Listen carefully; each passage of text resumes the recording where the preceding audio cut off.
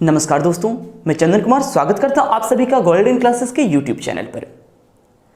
अभी हम लोग हिस्ट्री का लेक्चर सेकेंड देख रहे हैं।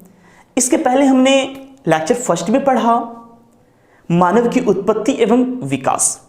इसमें हमने देखा कि किस प्रकार पृथ्वी की उत्पत्ति होती है, पृथ्वी की उत्पत्ति होने के बाद पृथ्वी पर किस प्रकार क्रमिक रूप से जीवन संभव होता है और उन जीवों में क्रमिक रूप से परिवर्तन होते होते होते होते अंततः मानव की उत्पत्ति होती है और उसका विकास होता है। और जब मानव की उत्पत्ति हो जाती है, उसका विकास हो जाता है, तो अब सवाल आता है कि मानव अपने लगभग सभी क्रियाकलापों के लिए वो डिपेंड किस पर रहता है, तो वो पत्थर पे रहता है और उसी युग को कहते हैं पाषाण युग। और ये हमारा लेक्चर सेकेंड में हमको जो पढ़ना है, यही हमारा पाषाण युग अर्थात पाषाण काल। तो सबसे पहला सवाल उठता है कि आपने इतिहास के काल को कितने वर्गों में विभाजित किया। तो आप इतिहास के काल को दो तरह से विभाजित करते हो, एक लिपि के आधार पे अर्थात हम यहां पे कह सकते हैं लेखन कला के आधार पे, और दूसरा इंसान के द्वारा उपयोग में लाई गई औजारों के आधार पे। अगर दी हम देखें लेखन कला के आधार पे, तो लेखन कला के आधार पे आपने तीन ढंग से डिवाइड किया। पहला नंबर में था आपका प्रागैतिहासिक ऐतिहासिक काल, प्रागैतिहासिक ऐतिहासिक काल। नंबर दूसरा था हमारा आदि ऐतिहासिक काल और तीसरा था हमारा ऐतिहासिक काल। इन तीनों में अंतर आपने क्या समझा था? प्रागैतिहासिक काल में मानव को लिखने पढ़ने की कला बिल्कुल भी नहीं थी। आदि ऐतिहासिक काल के मानव को लिखने पढ़ने की कला तो थी, लेकिन हम अभी उसकी लिपि को नहीं पढ़ पा रहे हैं। यह हमारा आदि ऐतिहासिक काल, और जिसको लिखा जाए पढ़ा जाए ये जो काल कहलाएगा ये हमारा है ऐतिहासिक काल। यानी लेखन कला के आधार पर इतिहास को तीन वर्गों में आपने विभाजित किया, प्रागैतिहासिक काल, आदि ऐतिहासिक काल और ऐतिहासिक काल। यानी मानव जिस समय दुनिया में आया था उसको लिखने पढ़ने की तो कला नहीं होगी, ये स्वाभाविक है। तो मानव जीवन की कहानी का वह भाग जिसका मानवों ने कोई लिखित विवरण, कोई लिखित साक्ष्य नहीं रखा, ऐसे काल को हम कहते हैं प्रागैतिहासिक काल। इसी के अंतर्गत आएगा हमारा कौन सा काल? पाषाण काल। ध्यान रखोगे सभी। अब दूसरा हमारा बन जाता है कौन सा? आदि ऐतिहासिक काल। आदि ऐतिहासिक काल के मानवों को लिखने पढ़ने की कला थी। उस समय के व्यक्तियों ने कुछ लिखा, दीवारों पे कुछ कुछ लिखा है, बहुत सारे चित्र भी बनाए हैं, लेकिन वर्तमान समय में हम उसकी लिपि को पढ़ने में सक्षम नहीं हैं। अर्थात हमारे जो भी साहित्यकार हो या फिर जो भी हमारे इतिहासकार हो, वो उसकी लिपि को नहीं पढ़ पाए। ऐसे काल को हम रखते हैं आदि ऐतिहासिक काल में। यानी प्रागैतिहासिक काल में लिखने पढ़ने की कला बिल्कुल नहीं थी, आदि ऐतिहासिक काल में लिखने पढ़ने की उसको कला थी, लेकिन हम नहीं पढ़ पा रहे हैं। और ऐतिहासिक काल वो काल है जिसको लिखा भी जाए और पढ़ा भी जाए। तो ये तो था हमारा लेखन कला के आधार पे इतिहास को कितने भागों में बांटा? तीन भाग में। लेकिन यहीं पे आपको सवाल ये भी रहता है कि आप जो औजार का उपयोग करते हैं, औजार के उपयोग के आधार पे भी आपको इसे कई वर्गों में विभाजित किया जाता है, जिसमें हम आगे पढ़ेंगे।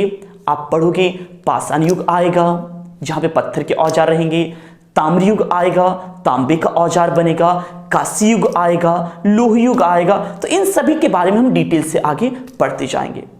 लेकिन अभी हमारा जो सवाल उठता है, सबसे पहला सवाल है पाषाण युग अर्थात पाषाण काल क्या है? तो मानव जीवन की कहानी का वह भाग जिस समय मानव अपने हर क्रियाकलाप के लिए लगभग पूर्ण रूप से पत्थरों पर निर्भर रहता था, वैसे युग को कहा जाता है पाषाण युग। अब सवाल यह उठता है कि पाषाण युग जब आता है, पाषाण युग उस समय में व्यक्ति मुख्य रूप से पत्थर पर डिपेंड था। कैसे? जैसे उसे अगर रहना है, कहां पे रहेगा? पत्थर की बनी गुफाओं में रहेगा। उसे अगर दी जंगली जानवरों का शिकार करना है, किसका वो औजार का उपयोग करेगा? पत्थर के औजार का उपयोग करेगा। यानी अगर दी उसे किसी चीज से रक्षा करनी है अपनी, तो कहां पे जाएगा? पत्थर की बनी गुफाओं में ही जाएगा। अर्थात यहां से हमने समझा कि मानव के लिए इस समय का ये काल जो होता है पूर्ण रूप से डिपेंड रहता है किस पे? पत्थर पे। इसीलिए इस काल को हम कहते हैं पाषाण काल। ये पाषाण काल को 3 तरह से वर्गीकृत किया जाता है। पहला हमारा है पूरा पाषाण काल, दूसरा है मध्य पाषाण काल और तीसरा है नव पाषाण काल। तीनों को बहुत ध्यान से समझना। पहला है पूरा पाषाण काल, दूसरा है मध्य पाषाण काल और तीसरा है नव पाषाण काल। इन तीनों में अंतर जरा हम थोड़ा डिफरेंट ढंग से आपको समझाने की कोशिश करते हैं। उम्मीद करते हैं समझ में तुरंत आ जाएगा।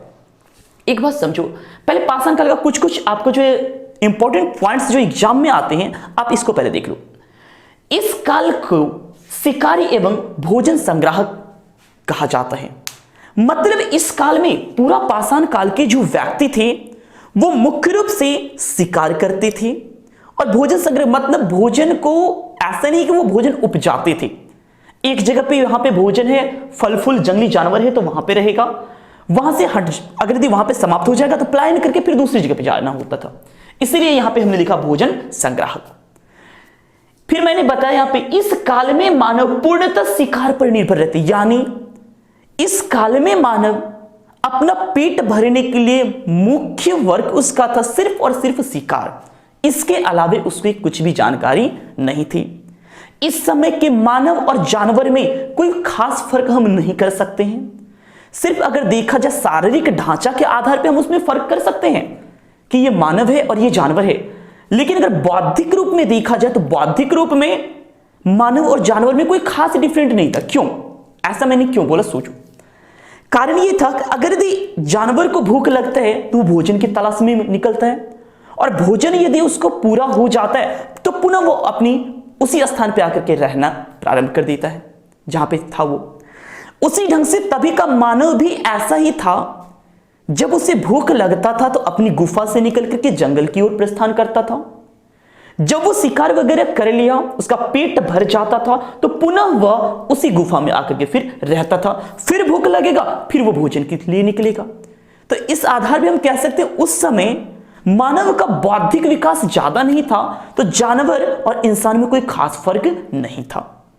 इस समय के पूरा पाषाण काल के व्यक्ति को ध्यान रखना, आग का नॉलेज था। इस समय में आग का आविष्कार हो चुका था। आग का आविष्कार होना अलग बात है और उस आग का उपयोग अपने दैनिक जीवन में करना यह अलग बात है।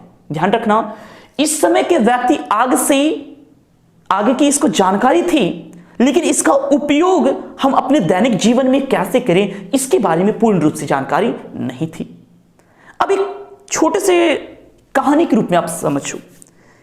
माना एक ऐसा था, कहानी में ऐसा लेते हैं कि एक गुफा है, मान लो कि पहाड़ है। पहले व्यक्ति कहां पे रहेगा, पहले ये चीज सोचो आप, कहां पे रहेगा? ये पहाड़ों पे रहता था।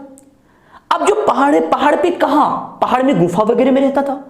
पहाड़ में गुफा है, चलो भाई जगह जगह पे गुफा है, इसमें कुछ परिवार कहीं पे, कुछ परिवार कहीं पे, कुछ परिवार यानी 2-4 के समूह में रहते थे। समूह में रहना उन्होंने कैसे सीखा इसके बारे में भी मैं चर्चा करूंगा। लेकिन अब एक तरह से मान लो कि वो समूह में रहते थे, तो अब सवाल ऐसा उठता है कि अगर समूह में कोई है तो उसका छोटा बच्चा वगैरह है, उस बच्चे को भोजन चाहिए। भोजन उसका कौन देगा? जिसके माता पिता होंगे। तो अब ऐसा है कि मान लो कि एक गुफा यहां पे है, एक गुफा यहां पे है, बहुत सारे गुफा है। इस वाले गुफा में भी कुछ परिवार है, इस वाले गुफा में भी कुछ परिवार है, लेकिन ये गुफा कहां पे? पहाड़ी पे है। अब सवाल ये उठता है कि अगर यदि भूख लगेगा तो जाना होगा जंगलों में। जंगलों में जाना होगा तो पहाड़ से यहां से आएगा कोई व्यक्ति, जाएगा जंगल से शिकार करके लाएगा, फिर इन सभी का पेट भरेगा। तो मान लो कि इसमें चिंटू, पिंटू, सिंटू और उसका पूरा परिवार था। इसमें चुन्नू, मुन्नू, सुन्नू इसका परिवार था। सब कुछ करना है। अब हुआ हाल ऐसा कि यहां से जो परिवार को चलाता तो वो व्यक्ति यहां से निकला शिकार करने के लिए, पता चला वो नहीं आया। कई दिन बीत गए, कई साल बीत गए, वो नहीं आया। इसका मतलब क्या समझा आपने? कि वो यहां से निकला तो जरूर था, निकला शिकार करने, लेकिन हो गया खुद शिकार। क्योंकि शिकारी भी तो जैसे ये शिकारी बनकर के जानवर की तलाश में निकला, जानवर भी तो शिकार की तलाश में बैठा रहता है। हो सकता है ये व्यक्ति का शिकार हो गया होगा। तो यहां पे जो उसका चिंटू, पिंटू, सिंटू जो परिवार था वो डरा हुआ रहता है। अब सवाल ये उठता है कि एक समय के बाद आया तो इसके परिवार से भी निकलने लगा, कहां पे? जाने लगा फिर शिकार पे। तो फिर यहां से इसके परिवार वालों ने जब देखा कि वो भी शिकार पे जा रहा है वो उसको देख रहा था और उसको मना करता है कि आप भाई मत जाओ। तो सवाल यहां पे ये मैं क्यों बता रहा हूं, गौर से समझना, क्यों नहीं जाओ? कारण था इनके परिवार से जो व्यक्ति गया था लौट के रिटर्न ना आया, तो इसके परिवार के व्यक्तियों को यह डर सताने लगता है कि कहीं ये बाहर जा रहा है और पुनः ये भी लौट करके नहीं आएगा तो हम लोग तो ऐसे ही रह जाएंगे। तो इन्होंने एक बात इसको सुझाया, एक काम करते हैं, हम लोग जाते हैं जानवर वगैरह को पकड़ करके लाते हैं, उसका शिकार करते हैं, क्यों नहीं इस जानवर को पालतू बनाया जाए और इसी को बाद में खाया जाए। तो फिर इसके माइंड में भी एक बात आया, बात तो सही है कि अगर भी हम जिस जानवर का शिकार करने के लिए नीचे जाते हैं उस जानवर को क्यों ना हम पालतू बना लें, और अगर पालतू बना लेंगे तो हम समय समय पे उसी का भोजन कर पाएंगे। तो बात समझ में आ जाता है। और इस समय में अब व्यक्ति क्या करने लगा, पशुपालन करना सीखा। तो याद रखना यहां पे इस समय पूरा पाषाण काल का जो व्यक्ति था मुख्य रूप से उसका व्यवसाय, मतलब वो जो उसका जो जीवन चलता था मुख्य रूप से किसके आधार पे, शिकार के आधार पे। लेकिन मध्य पाषाण काल में यहां पे मानव के पास में दो ऑप्शन हो गया, एक तो वो शिकार करेगा ही, अब प्लस उसने क्या किया, पालतू यानी आपका जो जानवर वगैरह है, जानवर वगैरह को पालतू बनाने लगा और यहां पे ये हो जाएगा पशुपालक। गौर से समझना, सभी में अभी आपको डिफरेंस तुरंत समझ में आ जाएगा। अब सवाल आते हैं, शिकार भी हो गया, पशुपालक भी हो गया। जब पशुओं को पालेगा, पशु पालने के लिए उसको चारागाह की आवश्यकता होगी। चारागाह की आवश्यकता के लिए उसे किसी न किसी ढंग से अब पहाड़ों की गुफाओं को छोड़ करके मैदानी भाग में आना पड़ेगा। तो अब व्यक्तियों ने अपने पशुओं का चारागाह ढूंढने के लिए पहाड़ी इलाका को छोड़ करके मैदानी भाग में जाने का फैसला लिया और वहां से वो नीचे उतर के कहां पे आ जाते हैं, मैदानी भाग में। जब मैदानी भाग में आए तो यहां पर भी ये सिलसिला कुछ दिनों तक चलता रहा कि पशुओं को भोजन चाहिए तो जहां पे चारागाह है, जहां पे भोजन चरने के लिए है, बहुत सारा घास वगैरह है, तो वहां पे अपना डेरा डंडा डाला, कुछ दिनों तक रहा। जब वहां पे चारागाह समाप्त हो जाता है तो फिर वहां से पलायन करने लगा। तो अब सवाल ये उठता है, जब वो वहां से पहाड़ से निकल करके मैदानी भाग में आया तो उसको रहना पड़ेगा। रहने के लिए झोपड़ी का निर्माण किया उसने, झोपड़ी का निर्माण किया। अब जब सब कुछ लगता था नहीं चलो अब सब कुछ सेटल करके हम लोग फिक्स हो गए हैं, अब यहाँ पे आराम से रहेंगे, तब तक पता चलता था नहीं चारागाह समाप्त हो गया। अब यहाँ पे भोजन पौधे यानी कि पशुओं का जो भोजन था वो समाप्त हो गया, इसके लिए फिर दूसरी जगह पलायन करना पड़ेगा। जब ये सारी समस्याएं उत्पन्न होने लगती है तो अब मानवों ने ये सोचा कि नहीं क्यों ना कुछ ऐसा काम किया जाए कि हम यहां पे रहे भी, यानी अपने जीवन में अस्थायित्व ढूंढने लगा। अपने जीवन में अस्थायित्व ढूंढने के लिए उन्होंने पशुओं का चारागाह के रूप में अन्न उपजाना प्रारंभ कर दिया, अर्थात उसे खेती बाड़ी का ज्ञान हो जाता है और वही युग कहलाया नवपाषाण काल। यानी कि यहां पे पशु पालक के साथ साथ आपका कौन सा चीज बन गया, यहां पे खेती का भी ज्ञान हो जाता है। तो गौर से यहां पे अभी एक कहानी में हमने समझा कि व्यक्ति सबसे पहले गुफाओं में रहा, गुफाओं में रहने के बाद धीरे धीरे जब उसने पहले आपको मैंने बोला पाषाण काल 3 भागों में विभक्त है, पूरा पाषाण काल, मध्य पाषाण काल और नवपाषाण काल। तीनों में क्या अंतर है, पूरा पाषाण काल का व्यक्ति मुख्य रूप से डिपेंड करता था शिकार पे, यानी इसका काम इतना सही था कि भूख लगा शिकार करो, शिकार करने के बाद पेट भर गया फिर गुफा में जाकर के रहना है। लेकिन जब इससे प्रॉब्लम होने लगा तो मध्य पाषाण काल में हुआ घटना क्या कि उस व्यक्ति ने शिकार के साथ साथ पशु पालन करना भी सीख लिया। तो यहां पे 2 व्यवसाय हो गया उसका। अब जब पशु पालने लगा इसके बाद भी कुछ कुछ समस्याएं आने लगी। अब उसे एक जगह पर अस्थायी निवास के रूप में रहना आवश्यक था, तो इसके लिए उन्होंने खेती बाड़ी का आविष्कार कर डाला। तो यहां पे नवपाषाण काल में मुख्य आपसे अगर पूछा जाए नवपाषाण काल की सबसे महान उपलब्धि क्या है तो खेती का आविष्कार। तो इस तरह से हमने देखा कि पाषाण काल को किस ढंग से आप बांटते हैं। अभी यहां पे एक बात और समझना आपके लिए इंपॉर्टेंट है, पूरा पाषाण काल को भी 3 वर्गों में विभाजित किया जाता है। एक है निम्न पूरा पाषाण काल, दूसरा है मध्य पूरा पाषाण काल और तीसरा है उच्च पूरा पाषाण काल। ये जो तीनों क्रम में हमने डिवाइड किया है, ये तीनों क्रम यहां पे पाषाण काल चल रहा है, यानी कि औजार जो है बना हुआ किसका है? पत्थरों का। लेकिन पत्थरों का औजार तो है, कोई औजार इस क्रम में ज्यादा नुकीले नहीं होंगे। इस मध्य पूरा पाषाण काल में इसकी तुलना में कुछ ज्यादा नुकीले होंगे। उच्च पूरा पाषाण काल में इसकी तुलना में इसका जीने का, इस व्यक्ति के जीने का शैली अलग होगा, साथ ही साथ इसका औजार इससे और ज्यादा नुकीला होगा। तो इस क्रम में हमने बांटा किसको? तो पाषाण काल को। पाषाण काल हमारा यहां पे 3 भागों में विभाजित हुआ। फट से सारांश लेते हैं। पाषाण काल मानव जीवन की कहानी का वह भाग जिसमें मानव पूर्ण रूप से पत्थर पर डिपेंड करता है अपने हर क्रियाकलाप के लिए, कहलाता है पाषाण काल। इन कालों को 3 वर्गों में विभाजित किया जाता है। पहला है हमारा पूरा पाषाण काल, दूसरा है मध्य पाषाण काल, तीसरा है नवपाषाण काल। पूरा पाषाण काल में व्यक्ति मुख्य रूप से शिकार पे डिपेंड करता था, जबकि मध्य पाषाण काल में व्यक्ति शिकार करने के साथ साथ पशुपालन करना भी सीख गया, और नवपाषाण काल में व्यक्ति खेती बाड़ी करना सीख जाता है। जब व्यक्ति खेती बाड़ी करना सीख जाएगा तो उसे एक समुदाय में रहने की आवश्यकता पड़ेगी। जैसे वो समुदाय में रहेगा, समुदाय में रहने के बाद धीरे धीरे कई परिवार वहां पे संगठित होगा, परिवारों से कबीला बनेगा।